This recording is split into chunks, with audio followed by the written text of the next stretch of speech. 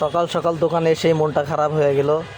আমাদের রাজীব সে সব চাবির ছড়াগুলো হারায় ফেলছে, সেজন্য দোকান খুলতে পারতেছি না, লেট হচ্ছে। রাজীবের বাবা আইসা গ্যান্ডিং মেশিন দিয়ে খুলে দিল আমার দোকানের। কিছুদিন আগেই তালাগুলো কেনা হয়েছে, ও এর আগেও হারায় ফেলছিল চাবি, ওর বাবা সেই সময় কাটছে। আমার অনেক বড় লস হইলো, মনটা প্রচণ্ড খারাপ।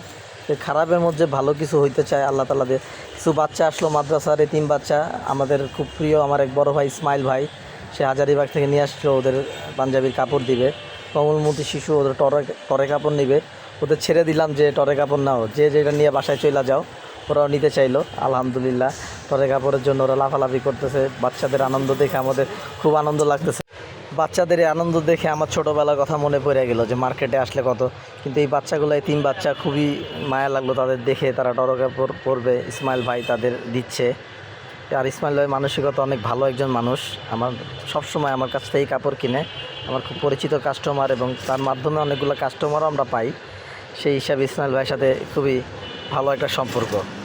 আর সেই কাপড় বানানোর জন্য এই মার্কেটের সবচাইতে হিরো একজন টেইলার আছে, বুড়া মানুষ কিন্তু নিজে ভাব নেয়, 35 বছরের জোয়ান, সাফা মামুন ভাই।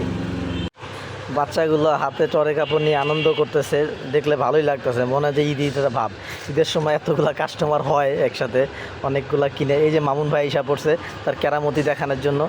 সে প্রচণ্ড পরিমাণ মানে নিজেদের ইয়াং মনে করতেছে, যে বাচ্চাগুলোর বয়সী তার, তা আসলে সে বুড়া মানুষ।